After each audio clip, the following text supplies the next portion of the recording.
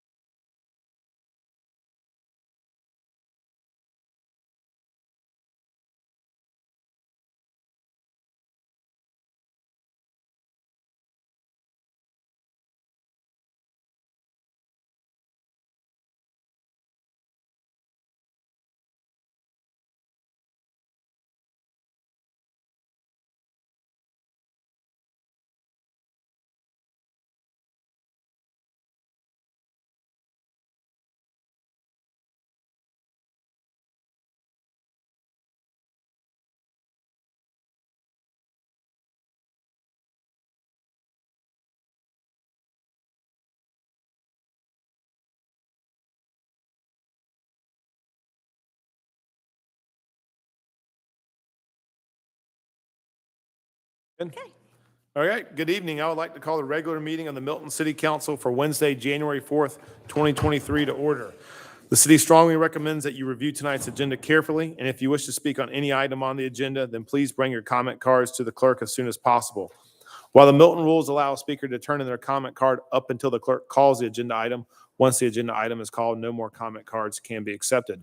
Will the city clerk please call the roll and make general announcements? Good evening and Happy New Year, Mayor and Council. I'll be happy to call roll for the Wednesday, January 4th, 2023 regular City Council meeting. I would like to remind those in attendance, please silence all cell phones at this time. Those attending the meeting who would like to make a public comment card, you are required to complete a public comment card.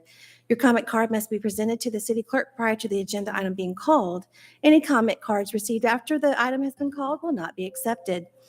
If you are representing an organization, an affidavit is required stating you have the authority to speak on behalf of that organization. Please review the agenda, and if you would like to make a comment, please bring your comment card to me now. Demonstration of any sort within the chamber is prohibited. Please refrain from any applause, cheering, booing, outburst, or dialogue with any person speaking. Anyone in violation will be asked to leave. As I call roll this evening, please confirm your attendance. Mayor Peyton Jamison. Here. Councilmember Andrea Veerhoff. Here. Councilmember Paul Moore. Here. Councilmember Juliet Johnson. Here. Councilmember Carol Cookerly. Here. Councilmember Jen Jacobus. Here. And for the record, Councilmember Rick Morg is absent. Would everyone please rise for the Pledge of Allegiance? I pledge allegiance to the flag of the United States of America and to the republic for which it stands, one nation, Under God, indivisible, with liberty and justice for all. Okay, next is the approval of the meeting agenda. I'd like to open that for a motion. Mr. Mayor, make a motion that we approve the agenda as presented this evening. Second. Okay, I have a motion from Councilmember Moore and a second from Councilmember Verhoff to approve the meeting agenda as read. All in favor, please say aye. Aye. Any opposed? Okay, that's unanimous. Next is general public comment. Do we have any public comment? I'm assuming no. We do not, Mayor. Okay, so I will waive the public comment and move on to the consent agenda. Will the city clerk please sound the items? Mayor, that first item is approval of the December 19th, 2022 regular city council meeting minutes, agenda item number 23002. Item B, approval of change order number 1 to the services agreement between the city of Milton and All Termite and Pest Control LLC, doing business as All Exterminating, to include termite prevention services at City Hall and the Public Safety Complex, agenda item number 23003. Item C is approval of a services agreement between the City of Milton and Premier Elevator Company, Inc. for the maintenance of the elevator at City Hall. Agenda item number 23004. Mayor? Thank you. Do we have a motion to approve the consent agenda? Mayor, make a motion that we approve the consent agenda as read. Second? Okay, I have a motion from Councilmember Jacobus and a second from Councilmember Moore to approve the consent agenda as read. All in favor, please say aye. Aye. Any opposed? That's unanimous. Okay, there are no reports and presentations. First presentation is public hearing, zoning agenda, or unfinished business items. So we will move on to new business. Will the city clerk please sound the first item? Mayor, that first item is the selection of the mayor pro tempore. It's an agenda item number 23005. Mayor? Thank you. I'll turn this over to council and open it up for nominations for mayor pro tem. Mr. Mayor, I would like to Okay. make a motion based on his intelligence, charm, and devastating good looks. Mr. Paul Moore. Second. Oh, Steve thought we were Not talking about sure. him. Not sure I can meet those standards. Oh, you do. Trust me. Don't You argue, do. Paul. Don't argue. Roll with it, Paul. So I have a motion from Councilmember Cookerly, a second from Councilmember Jacobus to approve Paul Moore as Mayor Pro Tem. I will say, Paul served as Mayor Pro Tem over the past year. Every time I called him to step in, he's done a great job, and I think he'll do another great job this year. So support that. All right, all in favor, please say aye. Aye. Any opposed? That's unanimous. Come on down, swear again, Paul. Shortcut.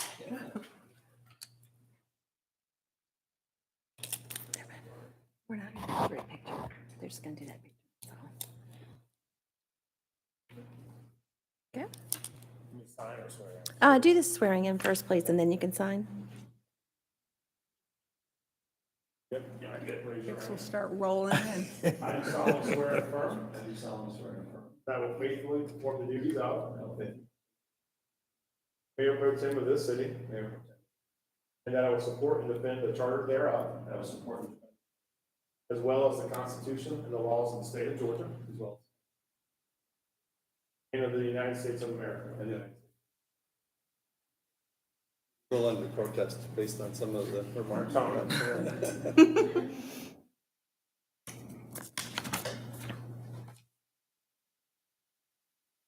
I should have got my phone out to the selfie. Go ahead. Thank you. Thank you, guys.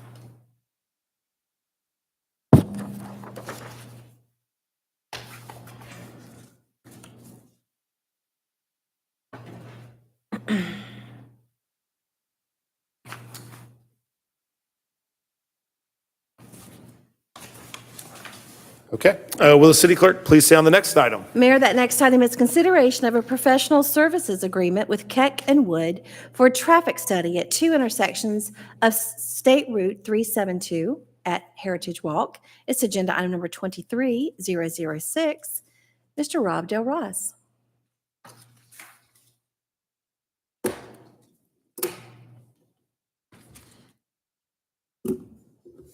Who drew this? Waiting for the presentation. Yeah, tonight, man. There we go. Good evening, Mayor and Council. This item tonight is a contract for a traffic engineering study with Keck and Wood for 2 roundabouts and 372 at Heritage Walk. The basic objective, we have been coordinating with Georgia DOT, and they have offered to pay for the materials to install rapid rectangular flashing beacons at the 2 roundabouts closest to City Hall on both ends of Heritage Trail. The city will need to pay a small amount for a traffic study that they will approve, and then the city will be responsible for the installation cost and the maintenance. The installation cost would come to you in a future council meeting as a construction contract.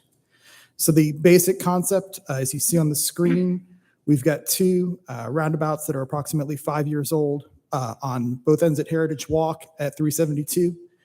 The next diagram, the little red arrows are where the rapid rectangular flashing beacons will be. Just to refresh your memory, you've probably seen them around town in North Fulton. They're getting more popular. These are pedestrian actuated buttons, which means that when a pedestrian's on the ramp, you're hitting a button just like if you're crossing at a crosswalk at a traffic signal.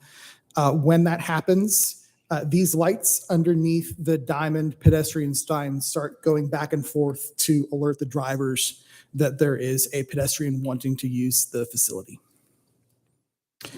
Quick discussion points if any of you want to discuss this further. This is federal funding. This is not guaranteed forever. So Georgia DOT is encouraging the cities and counties that want to use this to send in the request as quick as possible. And then when the money runs out, the money runs out. This is needed, in Sarah and I's opinion. We do have crash history at both roundabouts that we think these devices will help. There was recently in the past month that Greg alerted me to. There was an accident at the northern roundabout near the elementary school involving a bicycle that really got our attention. The traffic engineering study is $20,000. Again, state pays for materials. The city is responsible for labor and maintenance. The installation, I should update that. The installation is probably not going to be an all-call contract. The installation is something that we're going to be bidding out to the community. The other good news here is that these probably aren't going to be the only 2 roundabouts we look at establishing and installing these beacons. These are the only 2, let me rephrase that. These are the first 2 that we're pursuing. And we're bringing the study to you because these 2 being on state routes will need traffic engineering studies. For example, the 3rd roundabout following Heritage Trail over to Mayfield, that's not on a state route, so that won't need a traffic study. We'll just send in a request to the state DOT, they'll approve it, and we'll be off to construction. So it'll actually go quicker on the local routes. We're also looking at some of the other roundabouts around the city. Probably not immediately. We'll wait and see how these are received and then move forward and prioritize. We're also looking to ask them to pay for any RFBs or pedestrian hybrid beacons that we have embedded in other projects. For example, We have an RRFB on the Mayfield sidewalk project that is moving forward will be coming to you hopefully in the next couple of months for construction. We also have the pedestrian hybrid beacon next to City Hall to get to the other side of Crabapple that we anticipate asking them to pay for the materials.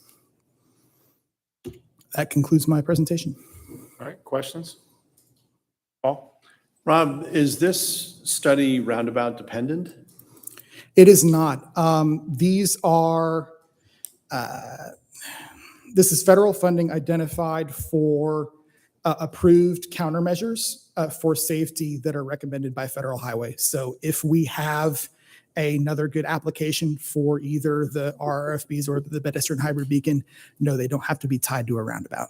The reason I ask that is I know over the course of the last couple of years, as we've looked at all the traffic calming measures on Mayfield in particular, where some of the higher density of the commercial development currently exists, some of the charts or pictures that were shown over the course of that time were depicting a possibility of a traffic calming crossing measure where Campagna meets, is it Itasca? That roundabout there. It's not a roundabout. Oh, It's just simply across. mid-road, mid-street. Mhm. Where there seems to be, in my mind, it would be a shorter distance for a pedestrian community moving from one part of our commercial area to another part of the commercial area. Mhm. Is it possible to include that crosswalk or that crossway in this study? Or is it at this point further down the road? than That's going to be handled by a different project with a different request. Okay. So I anticipate that at some point we will have obviously the crosswalks at the roundabout, and then we will have at least one crossing of 372 near Campagna, Orange Theory, that kind of the wine store, that cluster of businesses there. We'll have at least one additional between the roundabout and the signal. Okay. Yeah, I'm not by any means dismissing the importance of this consideration at the roundabouts, but I think we've also set a certain expectation from the community based on past presentations about a mid-road. We're seeing this as phase location. one, and we're seeing this as the traffic study being required for the ones on the state routes. Great, thank you. So Rob, just reframe, what exactly does the technology do? Just state that one more time. If So it's implemented. very similar to a crosswalk. You have a traffic signal where you're used to seeing the red hand or the white man when you push the button and wait, except you're not waiting for these. You're pushing the button. They immediately go flat into flash, alerting the driver who's approaching that there is someone on one side or the other wanting to use the crosswalk. Ideally, they slow down and stop before the crosswalk and the pedestrian goes across. So how's that different than downtown Alpharetta?